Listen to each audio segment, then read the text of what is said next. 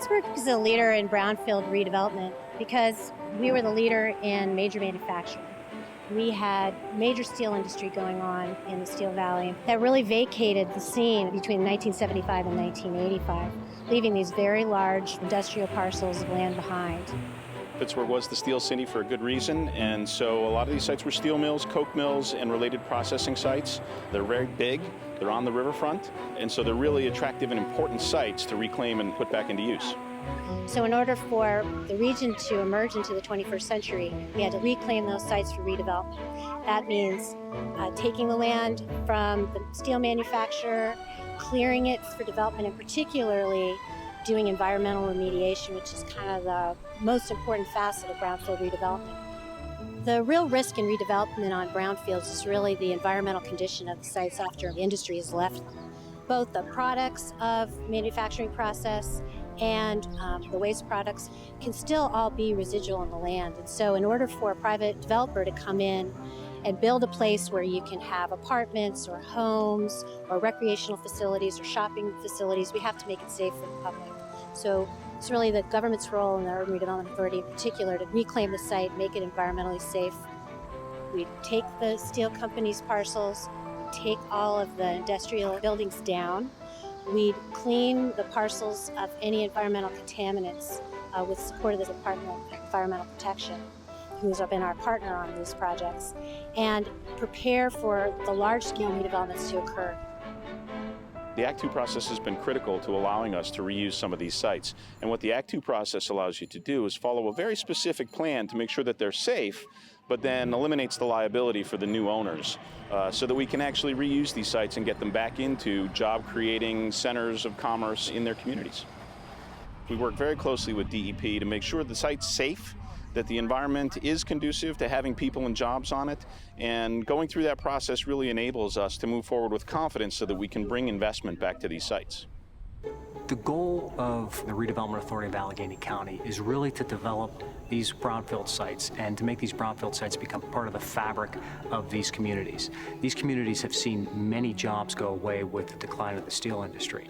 While steel and steel making is still very prevalent in the Mon Valley, it's a fraction of what it was in previous years.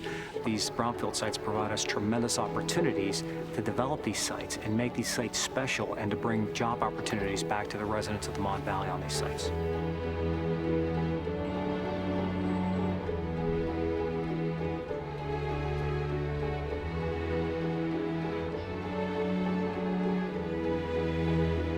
This building that we are in right now was part of the original CARRIE furnaces that were developed years and years ago.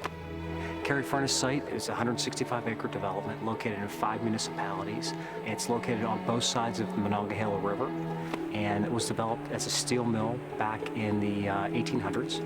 It sat dormant for about 25 years. The vision for the CARRIE furnace site is really to have multiple types of development take place. So we want to see moderate to upscale residential development. We would like to see light industrial and office. In addition to the area that we're standing right now, would likely become part of the National Park Service and be a memorial to the steel industry. The waterfront and homestead development was developed about 15 years ago. It encompasses about 250 acres, and it was developed as retail, residential, and some office space. The waterfront's improving the quality of life for Pittsburgh's residents by providing them opportunities that they hadn't had for many years. RIDC is a private not-for-profit. We work with the public sector very closely. We work with private sector developers. We frankly couldn't reuse these sites without these public-private partnerships. It's so important to bring the public money to help with some of the infrastructure and the environmental remediation, and then the private money to help bring new buildings, new jobs, and new companies onto these sites. And that partnership is really what makes it work. The RIDC Duquesne site was a former U.S. steel mill. The Dorothy 6 furnaces were located there. RIDC, in working in combination with the Allegheny County, has taken the site, has done environmental remediation and site preparation, and has brought jobs back to the site. And so it is currently the major employment site within the city of Duquesne, and it's been a very successful development for us. The ALMONO site is a 178-acre site. It was formerly a coke and steel mill. It was such an important economic generator for this region, and it's gone fallow. What the master plan is about is really creating a holistic plan for redeveloping the site and re-welcoming people and jobs and investment back to this part of our region and really creating those kind of family-sustaining jobs that are so important. The importance of public-private partnerships for the reclaiming of brownfields just really can't be underestimated. The government has a very specific role, a role that private can't play. They're not going to enter into a risky transaction with the steel company on an environmentally contaminated site. So the URA can do that. We can reclaim the site with funds that are really only available to us in any major way. We can then certify the sites as environmentally safe and sell them on to private developers. The private developers are eager for large-scale sites. They're very hard to find in existing urban places and even some of our rural communities in Pennsylvania. So without the government playing that role of reclaiming the land, the private partner wouldn't be able to come in and do their significant projects.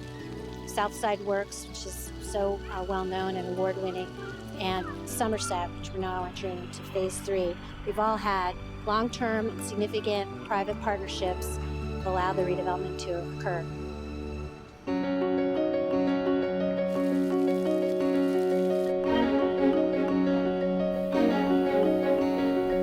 If we didn't have the public-private partnerships that make brownfields happen, what unfortunately the public would see is an old steel manufacturing site sitting there rusting. So instead, they get to see shopping, they get to see brand new homes. We just built a park in Pittsburgh on 14 acres of reclaimed brownfield. There's going to be a marina there. So these are all amenities that the public can enjoy, strolling, shopping, having dinner, having celebrations. That's what the public gets out of it. Not to mention the fact of the incredible tax benefits of doing these projects. We're talking hundreds of millions of dollars annually returned to the tax base, which means more firemen, more policemen, more sidewalks, more roads. So it just improves the quality of life for everybody in the surrounding community on so many levels. These brownfield sites really were the economic centers of their towns, and when the mills closed, it was devastating economically. So being able to reuse these sites and bring them back into productive use, having new jobs and new companies, is really critically important. And so reusing these sites is giving back a sense of economic purpose to the communities in which these sites exist. We're very proud of what we've been able to do in Pittsburgh for Brownfield, and we know that we're national leaders and we want to share the gospel across the state and across the U.S.